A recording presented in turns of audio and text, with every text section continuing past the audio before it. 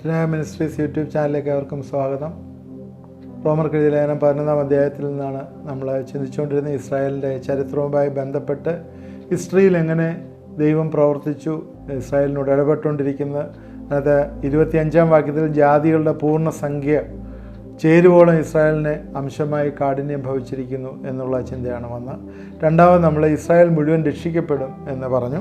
എന്നാൽ ഇസ്രായേൽ മുഴുവൻ രക്ഷിക്കപ്പെടുന്നു എന്ന് പറയുമ്പോൾ എല്ലാ ഇസ്രായേലും അതുപോലെ അങ്ങ് രക്ഷിക്കപ്പെടും എന്നല്ല പറഞ്ഞു. അത് നമ്മൾ മനസ്സിലാക്കണം. സുവിശേഷം അംഗീകരിക്കുന്നവരൊക്കെ ഇതുവരെയും രക്ഷിക്കപ്പെട്ടുകൊണ്ടിരിക്കുകയാണ്. അതിപ്പോഴും നടക്കുന്നുണ്ട്. ചെറിയൊരു മൈനോറിറ്റി അവരിപ്പോഴും മെസ്സിയാനിക് ജ്യൂസ് ഉണ്ട്, അവരിപ്പോഴും അവർ വിശ്വസിക്കുന്നുണ്ട്, അവരങ്ങനെ ചെയ്യുന്നുണ്ട്. എന്നാൽ യഹൂദന്മാർ ഇപ്പോഴും ആ പഴയ ആചാരത്തിൽ തന്നെ തുടരുകയും ഒക്കെ ചെയ്യുന്നുണ്ട്. അവർക്ക് ടെമ്പിളില്ല, അവർക്ക് ടെമ്പിൾ കൺസ്ട്രക്ട് ചെയ്യാൻ വേണ്ടിയൊക്കെ അവർ ചിന്തിക്കുന്നുണ്ട്. എന്നാൽ അവർക്ക് യാഗമൊന്നുമില്ല ഇപ്പം ചെയ്യാനായിട്ട്. അതൊക്കെ അതിനുവേണ്ടി അവർ നെടുവീർപ്പോടി കരയുകയും അവർ ആ വിലാപം അതിൽ പോയി തലയിടിച്ച് കരഞ്ഞ് പ്രാർത്ഥിക്കുകയൊക്കെ ചെയ്യുന്നത് നമുക്കെല്ലാവർക്കും അറിയാവുന്നല്ലോ. എന്നാൽ ഇസ്രായേൽ ഒരു ജാതിയായി രക്ഷിക്കപ്പെടും എന്ന് നമ്മൾ ചിന്തിക്കുക.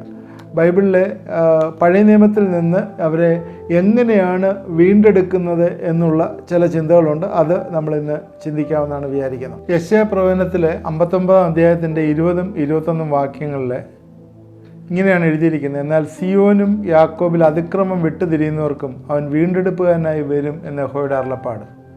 ഞാൻ അവരോട് ചെയ്തിരിക്കുന്ന നിയമമോ ഇതാകുന്നു എന്ന് യഹോവ അരുളി ചെയ്യുന്നു: നിൻ്റെ മേലുള്ള എൻ്റെ ആത്മാവും നിൻ്റെ വായിൽ ഞാൻ തന്ന എൻ്റെ വചനങ്ങളും നിൻ്റെ വായിൽ നിന്നും നിൻ്റെ സന്തതിയുടെ വായിൽ നിന്നും നിൻ്റെ സന്തതിയുടെ സന്തതിയുടെ വായിൽ നിന്നും ഇന്നു മുതൽ ഒരു നാളും വിട്ടുപോകുകയില്ല എന്ന് യഹോവ അരുളി ചെയ്യുന്നു. ദൈവം കൊടുത്തിരിക്കുന്ന വാക്കുകൾ, ഇസ്രായേലിനെ കുറിച്ച് പറഞ്ഞ ഒരു വാക്കുകളും വിട്ടുപോകുകയില്ല. ദൈവം അത് കൊടുത്തിരിക്കുന്ന പെർമനൻ്റായിട്ട് കൊടുത്തിരിക്കുകയാണ്. കാരണം ദൈവം അവരുടെ വീണ്ടെടുപ്പുകാരനാണ് എന്ന് വീണ്ടും പറയുകയാണ്.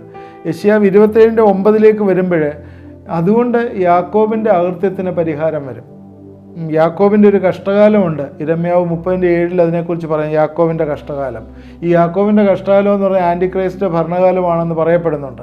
അതുകൊണ്ട് അവൻ്റെ അകൃത്യത്തിന് പരിഹാരം വരും. അവൻ്റെ പാപത്തെ കളഞ്ഞതിൻ്റെ ഫലമെല്ലാം ഇതാവുന്നു: അവൻ്റെ ബലിപീഠത്തിൻ്റെ കല്ലൊക്കെ ഇടിച്ചു തകർത്ത് ചുണ്ണാമ്പ് കല്ലുപോലെ ആക്കുമ്പോൾ അശേരാ പ്രതിഷ്ഠകളും സൂര്യസ്തംഭങ്ങളും ഇനി നിവർന്നു നിൽക്കുകയില്ല. അവരുടെ ഇടയിലുള്ള എല്ലാ വിഗ്രഹവും എല്ലാം മാറ്റും. അത് എന്നാ സംഭവിച്ചത്? അത് സംഭവിച്ചത് എന്താണെന്ന് ചോദിച്ചാൽ, അവരെ ബാബിലോണിൽ കൊണ്ടുപോയി തിരിഞ്ഞ് അവർ വന്നു കഴിഞ്ഞപ്പോഴത്തേക്ക് എല്ലാ വിഗ്രഹങ്ങളും, പിന്നെ അവർ വിഗ്രഹത്തോടെ നോ പറഞ്ഞു. ഇസ്രായേലിൽ ഒരു വിഗ്രഹാരാധനയില്ല, ഇപ്പോൾ കംപ്ലീറ്റ് നോ പറഞ്ഞു. അതോടുകൂടി അവരത് ക്ലിയറായി. എന്നാൽ ഇപ്പോഴും അവർ രക്ഷകനെ റിയലൈസ് ചെയ്തിട്ടില്ല. സെഖര്യാ പ്രവചനം 13:8-9: എന്നാൽ സർവ്വദേശത്തിലും 2/3 ഛേദിക്കപ്പെട്ട പ്രാണനെ വിടും, 1/3 ശേഷിച്ചിരിക്കും എന്ന് യഹോവയുടെ അരുളപ്പാട്. ഇവിടെ കാണുന്ന നമുക്ക് ശ്രദ്ധിക്കാവുന്ന മനസ്സിലാവും, 2/3 പോകും. ഇതെപ്പോഴാണ് 2/3 പോകുന്നത്? എല്ലാ യഹൂദനും രക്ഷിക്കപ്പെടുമെന്ന് പറഞ്ഞിട്ട് 2/3 ഛേദിക്കപ്പെടുമെന്ന് പറയുന്നത് ആൻറ്റിക്രൈസ്റ്റിൻ്റെ ഭരണത്തിൽ ഇവിടെ സഭ മാറ്റപ്പെട്ട് കഴിയുമ്പോൾ, ആൻറ്റിക്രൈസ്റ്റിൻ്റെ ഭരണം ഇവിടെ ഉണ്ടാകുമ്പോൾ അവൻ ഒരുപാട് കലശങ്ങൾ ഇവിടെ ഈ ഭൂമിയിൽ ഒഴിക്കും. ദൈവം ആകാശത്ത് നിന്ന് ഒഴിക്കുമ്പോൾ അവൻ്റെ ഭരണത്തിന് അഗൻസ്റ്റായിട്ട് ഒരുപാട് പേര് അവനെതിരായിട്ട് നിൽക്കും. കാരണം വിഗ്രഹത്തെ ഉണ്ടാക്കാനും അതെ ആരാധിക്കാനും അവൻ്റെ രൂപത്തെ ആരാധിക്കാനും ഒക്കെ പറയുമ്പോൾ ഒരുപാട് യഹൂദന്മാർ അതിന് എഗൻസ്റ്റ് നിൽക്കുമ്പോൾ ആൻറ്റിക്രൈസ്റ്റ് അവരെല്ലാം ഓരോ രീതിയിൽ അവരെല്ലാം കൊല്ലുന്നതായിട്ട് കാണാം. അതുപോലെ തന്നെ ഈ ലോകത്തിൽ ആ സമയത്ത് ഒരുപാട് ക്രോധങ്ങൾ ഈ ലോകത്തിൽ കൂടി കടന്നു പോകുമ്പോൾ അതിൽ കൂടിയും അനേകം ആളുകൾ മരിക്കാനായിട്ട് ഇടവരുന്നതായിട്ട് കാണുന്നുണ്ട്. അതാണ്. എന്നാൽ സർവ്വദേശത്തിലും 2/3 ഛേദിക്കപ്പെടും, പ്രാണനെ വിടും, 1/3 ശേഷിച്ചിരിക്കും എന്ന് യഹോവയുടെ അരുളപ്പാട്. 1/3 ഞാൻ തീയിൽ കൂടി കടത്തി വെള്ളി ഊതിക്കഴിക്കും പോലെ അവരെ ഊതിക്കഴിക്കും, പൊന്ന് ശോധന കഴിക്കുന്ന പോലെ അവരെ ശോധന കഴിക്കും. അവർ എൻ്റെ നാമത്തെ വിളിച്ചപേക്ഷിക്കുകയും ഞാൻ അവർക്ക് ഉത്തരം കയറുകയും ചെയ്യും. അവർ എൻ്റെ ദൈവം, എൻ്റെ ജനമെന്ന് ഞാൻ പറയും, യഹോവ എൻ്റെ ദൈവമെന്ന് അവരും പറയും. ഇവിടെ ഒരു ശുദ്ധീകരണം നടക്കുകയാണ്. സെഖര്യാ പ്രവചനത്തിൽ അത് ക്ലിയറായിട്ട് പറയുകയാണ്, ഒരു ശുദ്ധീകരണം നടക്കുകയാണ്. ഈ ശുദ്ധീകരണത്തിൽ ദൈവം അവരോട് ഇടപെടും. സെഖര്യാ 12:10 ഇങ്ങനെയാണ് പറയുന്നത്: ഞാൻ ദാവീദ് ഗൃഹത്തിന്മേലും യെരൂശലേം നിവാസികളുടെ മേലും കൃപയുടെയും യാചനയുടെയും ആത്മാവിനെ പകരും. ഞങ്ങൾ കുത്തിയെങ്കിലേക്ക് അവർ നോക്കും, ഏകജാതനെക്കുറിച്ച് വിലപിക്കുന്നതുപോലെ അവർ അവനെക്കുറിച്ച് വിലപിക്കും, ആദിജാതനെ കുറിച്ച് വ്യസനിക്കുന്നത് പോലെ അവർ അവനെക്കുറിച്ച് വ്യസനിക്കും. ആരെക്കുറിച്ചാണ്? യേശുവിനെക്കുറിച്ചാണ് പറയുന്നത്. യേശുവിനെ കാണും, കുത്തിവെങ്കിലേക്ക് അവർ നോക്കുമ്പോൾ അയ്യോ അവർ ചെയ്ത അതിനെക്കുറിച്ച് അവർ വിലപിക്കും, ഭയങ്കരമായിട്ട് വിലപിക്കും. അന്നാളിൽ സക്കറിയാവ് 13:1 ഈ വാക്യങ്ങളെല്ലാം വായിക്കുന്ന ഈ ഇസ്രായേൽ രക്ഷിക്കപ്പെടും എന്ന് പറയുന്നതിന് തെളിവായിട്ടാണ് ഈ വാക്യങ്ങളെല്ലാം വായിക്കുന്നത്. സക്കറിയാവ് 13:1 അന്നാളിൽ ദാവീദ് യെരൂശലേം നിവാസികൾക്കും പാപത്തിൻ്റെയും മാലിന്യത്തിൻ്റെയും പരിഹാരത്തിനായി ഒരു ഉറവ് തുറന്നിരിക്കും. അവരുടെ പാപവും അവരുടെ മാലിന്യം എല്ലാം നീക്കപ്പെടും, അവരെല്ലാം രക്ഷ പ്രാപിക്കും എന്നേ കാണുന്നുണ്ട്. യിരെമ്യാവ് 31:33 ഇത് പറയുന്നുണ്ട്. ദൈവത്തിൻ്റെ വചനത്തെക്കുറിച്ച് പറയുന്നതാണ്. ഇസ്രായേൽ ഗൃഹത്തോട് ചെയ്യുന്നൊരു നിയമം, ഞാൻ ന്യായപ്രമാണം അവരുടെ ഉള്ളിലാക്കി അവരുടെ ഹൃദയങ്ങളിൽ എഴുതും. ദൈവം അവരോട് കൂടെ ഉണ്ടാവും, എപ്പോഴും അവരോട് കൂടെ ഉണ്ടാവുന്ന ഒരു അനുഭവത്തിലേക്ക് വരികയാണ്. വിടുവിക്കുന്നവൻ വരുമ്പോൾ അവർക്ക് വലിയ വ്യത്യാസം ഉണ്ടാവും. എന്നാൽ ദൈവവചനം അവരിൽ നിന്ന് ഒരിക്കലും മാറിപ്പോവുകയില്ല എന്നേ കാണുന്നു. കൃപയുടെയും യാചനയുടെയും ആത്മാവിനെ ശുദ്ധീകരിക്കുന്ന ഒരു ഉറവ തുറന്നിരിക്കുകയാണ്. ശുദ്ധീകരിക്കുന്ന ഒരു ഉറവ. ഇപ്പോഴെന്താ കാണുന്നത്? യഹൂദന്മാരെല്ലാം സുവിശേഷത്തിന് ശത്രുക്കളാണ്. സുവിശേഷത്തെ അവർ പരിഹസിക്കുകയാണ്. എന്നാൽ അവർ പ്രിയന്മാരായി തീരും.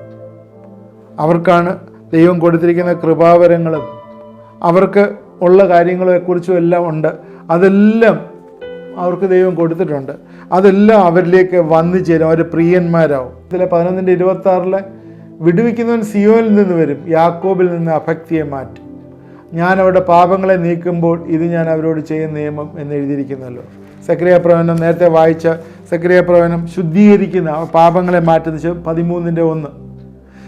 28-ാം വാക്യത്തിൽ സുവിശേഷം സംബന്ധിച്ച് അവർ ശത്രുക്കളാണ് സുവിശേഷത്തോട്. എന്നാൽ അവർ പ്രിയപ്പെട്ടവരായിരുന്നു, പിതാക്കന്മാരുടെ പ്രിയപ്പെട്ടവരായിരുന്നു. വീണ്ടും ദൈവം തൻ്റെ കൃപാവരങ്ങളെക്കുറിച്ചും വിളിയെക്കുറിച്ചും അനുദപിക്കുന്നില്ലല്ലോ. ദൈവം തൻ്റെ കൃപാവരങ്ങളെക്കുറിച്ച് അനുദപിക്കും. കാരണം ദൈവം കൊടുത്തിരിക്കുന്ന കൃപാവരങ്ങളെ ഒരിക്കലും തിരിച്ച് എടുക്കുന്നതല്ല. എന്തെന്നാൽ അത് പിൻവലിക്കപ്പെടാവുന്ന ഒന്നല്ല എന്നാണ് പറയുന്നത്. നമ്മൾ ശ്രദ്ധിച്ചിട്ടുണ്ടെങ്കിൽ നിങ്ങൾക്കറിയാം, ചില ആളുകൾ ചില സുവിശേഷ അറിയിക്കുന്ന ചില ആളുകൾക്ക് ഒരുപാട് ഗിഫ്റ്റുകളും ഒക്കെ കൊടുത്തിരിക്കുന്നത്, എന്നാൽ ദൈവത്തിൽ നിന്ന് മാറിപ്പോയിട്ട് പോലും ആ ഗിഫ്റ്റ് അവർ യൂസ് ചെയ്യുന്നതായിട്ട് നമ്മൾ കാണുന്നുണ്ട്. അത് എന്താണെന്ന് ചോദിച്ചാൽ, ദൈവം കൊടുത്തിരിക്കുന്ന കൃപാവരങ്ങളെക്കുറിച്ച് ദൈവം അനുദപിക്കുന്നില്ല, ദൈവം അത് കൊടുത്തിരിക്കുകയാണ്. 30-ാം വാക്യത്തിൽ നിങ്ങൾ മുമ്പേ ദൈവത്തെ അനുസരിക്കാതിരുന്നിട്ട് അവിടെ അനുസരണക്കേണ്ടാൽ ഇപ്പോൾ കരുണ ലഭിച്ചതുപോലെ നിങ്ങൾക്ക് ലഭിച്ച കരുണയാൽ അവർക്ക് കരുണ ലഭിക്കേണ്ടതിന് അവരും ഇപ്പോൾ അനുസരിക്കാതിരിക്കുന്നു. ഒരു കോൺട്രവേഴ്സ്യൽ ആയിട്ടുള്ളൊരു സ്റ്റേറ്റ്മെൻറ്റ് പോലെയാണ് ഇരിക്കുന്നത്. നിങ്ങൾക്ക് എന്ന് വെച്ചാൽ ജാതികൾ മുമ്പേ അനുസരിച്ചില്ല, എന്നാൽ യഹൂദന്മാർ നിങ്ങൾ മുമ്പേ ദൈവത്തെ അനുസരിക്കാതിരുന്നിട്ട് യഹൂദന്മാരുടെ അനുസരണക്കേടിനാൽ നിങ്ങൾക്ക് കരുണ ലഭിച്ചു. ജാതിയുടെ ദൈവത്തെ അനുസരിച്ചില്ല, യഹൂദന്മാർ അനുസരണക്കേട് കാണിച്ചുകൊണ്ട് ജാതികൾക്ക് കരുണ ലഭിച്ചു. അതുകൊണ്ട് നിങ്ങൾക്ക് കരുണ ലഭിച്ചുകൊണ്ട് ഇനിയും യഹൂദന്മാർക്കും കരുണ ലഭിക്കും വേണ്ടി അവരിപ്പോഴും അനുസരിക്കുക എന്ന് പറഞ്ഞാൽ ദൈവത്തിൻ്റെ വെളിപ്പാട് അവർ മനസ്സിലാക്കി അവർ വീണ്ടും ദൈവത്തിലേക്ക് തിരിഞ്ഞു വന്നപ്പോൾ അവർക്കും കരുണ ലഭിച്ചു. ജാതികൾക്ക് കരുണ ലഭിച്ചതുപോലെ അവർക്കും യഹൂദന്മാർക്കും കരുണ ലഭിച്ചു എന്ന് ഇൻഡയറക്റ്റായിട്ട് ഇവിടെ പറഞ്ഞിരിക്കുന്ന ഭാഗം. അതിനാൽ അനുസരണക്കേടിനാൽ എല്ലാവരും ദൈവത്തിൽ നിന്ന് അകന്നുപോയി. കരുണ കാണിച്ചപ്പോൾ എല്ലാവരും ദൈവത്തിലേക്ക് തിരിഞ്ഞു വന്നു. ഇസ്രായേലിലും കരുണ കണ്ടെത്തും എന്നുള്ള ഒരു ചിന്തയാണ് ഇവിടെ വരുന്നത്. അതുകൊണ്ട് അനുസരണക്കേട് കാണിക്കുന്നവർക്ക് എല്ലാവർക്കും ദൈവത്തിലേക്ക് തിരിഞ്ഞു വരുമ്പോൾ ദൈവം കരുണ കാണിക്കുന്നു എന്ന ചിന്ത ഇവിടെ വരികയാണ്. യഹൂദനായാലും ജാതികളായാലും ഒരിക്കൽ അവർ അവിശ്വാസവും ഉണ്ടായിരുന്നു, അനുസരണക്കേടും ഉണ്ടായിരുന്നു. എന്നാൽ ദൈവത്തിലേക്ക് തിരിഞ്ഞു വന്നപ്പോൾ ദൈവം അവർക്ക് കരുണ കാണിച്ചു, അവരെ റീഇൻസ്റ്റേറ്റ് ചെയ്യുന്നു. ഇന്ന് ഇത് വലിയൊരു പാഠമാണ് നമുക്കും. എന്നെ കേട്ടുകൊണ്ടിരിക്കുന്നവർ ഇപ്പോഴും അനുസരണക്കേടിൽ ജീവിക്കുന്നുണ്ടെങ്കിൽ തിരിഞ്ഞു വന്നാൽ ദൈവം അവരെ വിളിക്കും എന്നുള്ളൊരു വലിയ പാഠമാണ് വരുന്നത്. ഇനിയും അതുമായിട്ട് ബന്ധപ്പെട്ടൊരു ഡോക്സോളജി പോലെ ഒരു ഭാഗമാണ് ലേഖനത്തിൻ്റെ അവസാനത്തിൽ 33 തൊട്ട് 36 വരെയുള്ള ഭാഗങ്ങളിൽ പറയുന്നത്. ദൈവത്തിൻ്റെ ധനം, ജ്ഞാനം, അറിവ് ഇവയുടെ ആഴമേ, അവൻ്റെ ന്യായവിധികൾ എത്ര അപ്രമേയം, അവൻ്റെ വഴികൾ എത്ര അഗോചരമാണ്. കർത്താവിൻ്റെ മനസ്സറിഞ്ഞവനാർ, അവന് മന്ത്രിയായിരുന്നവൻ ആർ, അവന് വല്ലതും കൊടുത്തിട്ട് പ്രതിഫലം വാങ്ങുന്നവൻ ആർ. സകലവും അവനിലും നിന്നും അവനാലും അവങ്കിലേക്കും ആകുന്നല്ലോ അവൻ എന്നേക്കും മഹത്വം. ആമേൻ. ഇവിടെ കുറേ ക്വസ്റ്റ്യൻസ് ചോദിക്കുന്നുണ്ട്. ദൈവത്തിൻ്റെ ജ്ഞാനവും ധനവും അറിവും അതിൻ്റെ ആഴത്തെക്കുറിച്ച് പറഞ്ഞിട്ട് കുറേ ക്വസ്റ്റ്യൻ ചോദിക്കുന്നുണ്ട്. ആ ക്വസ്റ്റ്യനെല്ലാം ഉത്തരം എന്താണ്? ആരുമില്ല എന്നുള്ളതാണ്. കർത്താവിൻ്റെ മനസ്സറിഞ്ഞവനാർ? ആരും അറിഞ്ഞിട്ടില്ല. അവന് മന്ത്രിയായിരുന്നവനാർ? ആർക്കും പറ്റത്തില്ല അവന് ആ രീതിയിൽ അവൻ്റെ എക്സ്പെക്റ്റേഷൻ അനുസരിച്ച് മന്ത്രിയാവാൻ. അവന് വല്ലതും മുമ്പേ കൊടുത്തിട്ട് പ്രതിഫലം വാങ്ങാൻ പറ്റത്തില്ല. അവൻ ആരാണ്? അവൻ്റെ ജ്ഞാനവും ധനവും അറിവും അഗോചരമാണ്. ദൈവത്തിൻ്റെ നിഗൂഢതയെക്കുറിച്ച് അവിടെ പറയുന്ന ഭാഗം, ദൈവത്തിൻ്റെ നിഗൂഢത. അതുപോലെ തന്നെ ഇവിടെ പറയുന്നൊരു കാര്യമാണ് ദൈവത്തിൻ്റെ വഴികൾ, ഗോഡ്സ് വെയ്സ്. അത് അപ്രമേയമാണ്, ആഴം അപ്രമേയമാണ്, ഇൻകൺസീവബിൾ എന്നാണ് പറയുന്നത്. അത് നമുക്ക് ഗ്രഹിക്കാൻ സാധ്യമല്ല, അഗോചരമാണ്. അതുപോലെ കർത്താവിൻ്റെ മനസ്സറിഞ്ഞവനാർ? അത് ഇൻകറപ്റ്റബിളാണ്. അത് ഇൻകറപ്റ്റബിൾ എന്ന് പറഞ്ഞാൽ അത് ഒരിക്കലും നമുക്ക് ചിന്തിക്കാൻ വയ്യാത്തതിനപ്പുറമാണ്, അതീതമാണ് എന്നുള്ളതാണ്. അതുകൊണ്ട് അവന് ഉപദേഷ്ടാവായിട്ട് നമുക്കിരിക്കാനായിട്ട് പറ്റുകയില്ല.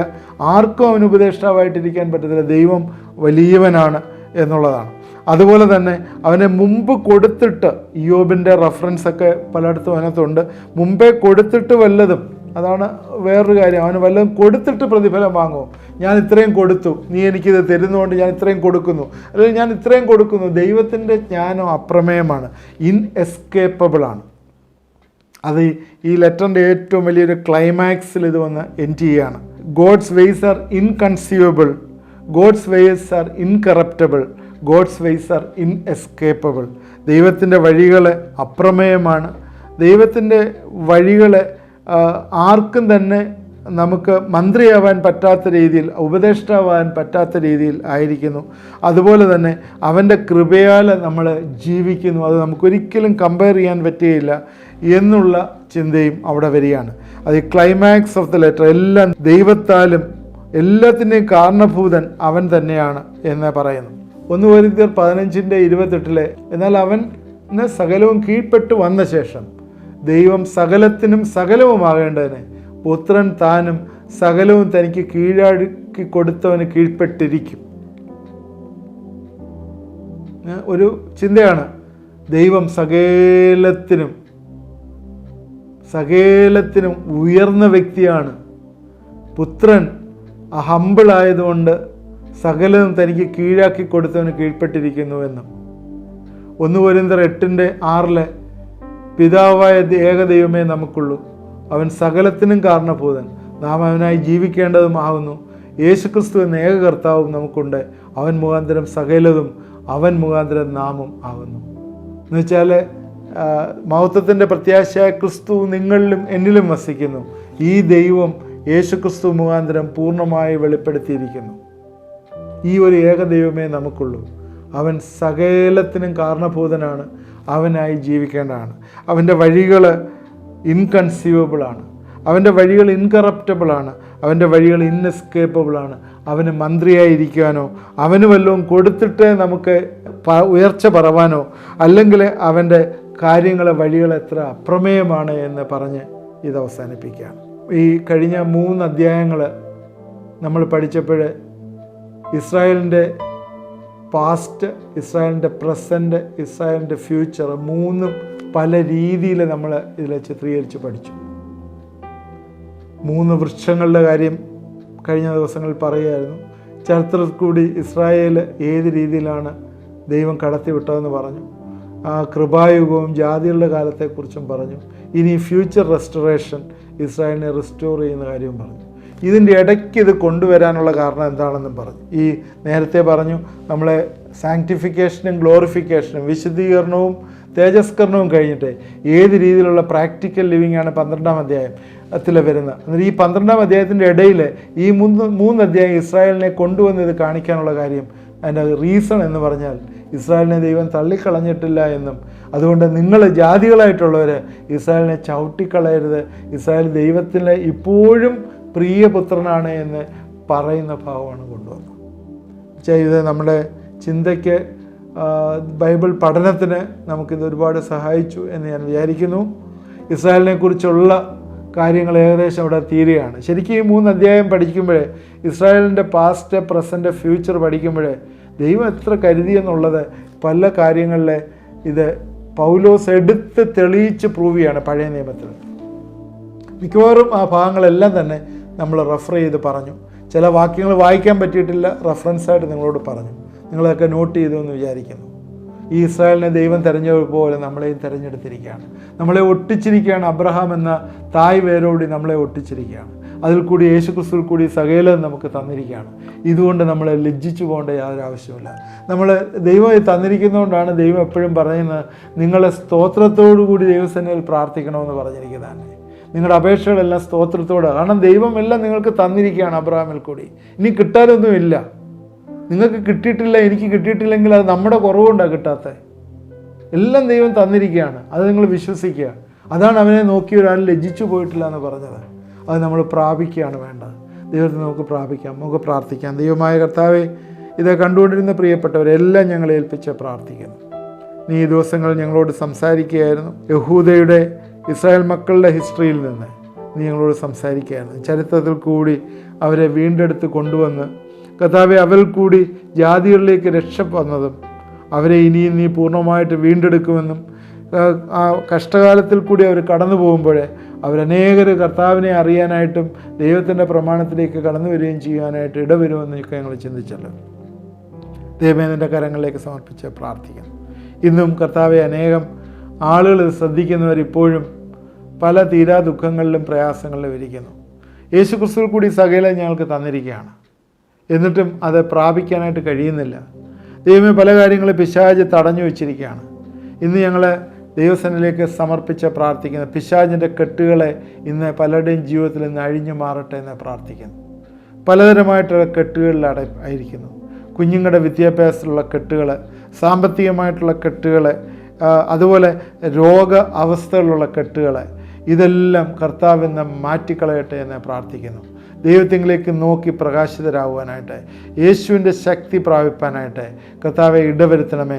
പലതരമായിട്ടുള്ള ട്രഡീഷൻസിലെ പല പാരമ്പര്യങ്ങളെ പിൻപറ്റുന്നുണ്ടെങ്കിൽ അതെല്ലാം യേശുക്രിസ്തുവിൻ്റെ ക്രൂശിൽ വെച്ച് അതെല്ലാം ഉപേക്ഷിച്ചിട്ട് യേശുക്രിസ്തുവിൽ തന്നെ പ്രത്യാശ വെച്ചുകൊണ്ട് ദൈവം സർവ്വശക്തിമാനാണ് എന്ന് മനസ്സിലാക്കി, ദൈവം തരുവാനായിട്ട് കഴിവുള്ള മനുഷ്യനാണ്, ദൈവം നമ്മൾക്ക് വേണ്ടി തരുന്ന ദൈവമാണ് എന്ന് മനസ്സിലാക്കിക്കൊണ്ട് അതിൽ കർത്താവെ ആശ്രയിച്ചു പോകാനായിട്ട് കർത്താവെ പ്രിയപ്പെട്ടവരെ ഇടവരുത്തണമേ. നിങ്ങൾ എന്നോട് ചേർന്നൊന്ന് പ്രാർത്ഥിക്കുമോ? എല്ലാ കെട്ടുകളും ഇന്ന് പൊട്ടും. പൈശാചികമായിട്ട് പിശാച് ഇംപ്ലാന്റ് ചെയ്തിരിക്കുന്ന പല കാര്യങ്ങളും, വിത്തുകൾ നിങ്ങളുടെ ജീവിതങ്ങളിൽ നിന്ന് മാറ്റിക്കളയണം. ചില കാര്യങ്ങൾ മാറാനായിട്ടുണ്ട്, അത് മാറ്റിക്കളയണം. അവിടെ മാത്രമേ ദൈവത്തിന് പ്രവർത്തിക്കാൻ പറ്റുള്ളൂ. ഇന്ന് രാത്രിക്കാലം അത് മാറിപ്പോകുന്ന ഒരു അവസ്ഥ നിങ്ങളുടെ ജീവിതത്തിൽ വന്നു ചേരട്ടെ എന്ന് പ്രാർത്ഥിക്കുന്നു. യേശുവിൻ്റെ നാമത്തിലെ ഈ കുടുംബങ്ങളെ ഞങ്ങൾ ഏൽപ്പിച്ച് പ്രാർത്ഥിക്കുന്നു. എല്ലാ കെട്ടുകളിൽ നിന്നും മാറട്ടെ എന്ന് പ്രാർത്ഥിക്കുന്നു. ജോലി ചെയ്യാതെ ഇരിക്കുന്ന അവസ്ഥകളെ, ഭവനത്തിൽ പോകാതിരിക്കുന്ന അവസ്ഥകളെ, വേണ്ടാത്ത റിലേഷൻഷിപ്പിലായിരിക്കുന്ന അവസ്ഥകളെ, പല വൈസസിലുള്ള അഡിക്ഷൻസ് എല്ലാം യേശുവിൻ്റെ നാമത്തിൽ നിന്ന് പൊട്ടിമാറട്ടെ എന്ന് പ്രാർത്ഥിക്കുന്നു. ഹല്ലേലൂയ. ഞങ്ങൾ ഏൽപ്പിച്ച് പ്രാർത്ഥിക്കുമ്പോഴേ നിൻ്റെ വിടുതലുകൾ അവരുടെ ജീവിതങ്ങൾ വന്നു ചേരട്ടെ. എന്നോട് ചേർന്ന് പ്രാർത്ഥിച്ചേറ്റെടുത്തവർക്ക് ആ വലിയ വിടുതലുകൾ അനുഭവിക്കാനായിട്ട് സാധ്യമാകും. കർത്താവേ, എല്ലാവരെയും നിൻ്റെ കരങ്ങളിലേക്ക് സമർപ്പിക്കുന്നു. യേശുക്രിസ്തുവിൻ്റെ നാമത്തിൽ പ്രാർത്ഥിക്കുന്നു, കേൾക്കുമാറാണമേ. ആമേൻ. ഇത് നിങ്ങൾക്ക് എങ്ങനെ പ്രയോജനപ്പെട്ടു എന്ന് നിങ്ങളൊന്ന് അറിയിച്ചാൽ നല്ലതാണ്. നമ്മളൊരു സെക്ടർ തീരുകയാണ്. വിൻഡിക്കേഷൻ എന്ന് പറഞ്ഞ സെക്ടർ ഇവിടെ തീരുന്നു, ഒരു ഭാഗം തീരുകയാണ്. 9, 10, 11 അധ്യായങ്ങൾ റോമർക്ക് എഴുതിയ ലേഖനം ഇവിടെ തീരുകയാണ്. ചരിത്രത്തിൽ കൂടി ദൈവം പ്രവർത്തിച്ച വിധങ്ങളാണ്. ഇത് ഏത് രീതിയിൽ നിങ്ങൾക്ക് പ്രയോജനമായി തീർന്നു എന്ന് അറിയിച്ചാൽ നല്ലതാണ്. തീർച്ചയായും ഇത് മറ്റുള്ളവർക്ക് ഷെയർ ചെയ്ത് കൊടുക്കണം. വാട്സാപ്പ് വഴിയോ ഫേസ്ബുക്ക് വഴിയോ ഒക്കെ ഇതൊന്ന് ഷെയർ ചെയ്ത് കൊടുത്താൽ അനേകർക്ക് ഇത് പ്രയോജനമായി തീരും എന്ന് ഞാൻ വിശ്വസിക്കുന്നു. നിങ്ങളുടെ പ്രയർ റിക്വസ്റ്റുകൾ ആ വാട്സാപ്പ് നമ്പറിൽ അയച്ചു തരിക. ആ പ്രെയർ ലൈനിൽ നിങ്ങൾക്ക് വിളിക്കാൻ പറ്റും. ഏത് സമയത്ത് വിളിച്ചാലും അത് അറ്റൻഡ് ചെയ്യാൻ ആളുണ്ടാവും. അതുപോലെ തന്നെ എന്തെങ്കിലും സജഷൻസ് ഉണ്ടെങ്കിൽ നിങ്ങൾ അറിയിച്ചാൽ അതനുസരിച്ച് ഞങ്ങൾക്കും ചേഞ്ച് ചെയ്യാവുന്നതാണ്. ദൈവം നമ്മളെല്ലാവരെയും അനുഗ്രഹിക്കുമാറാകട്ടെ.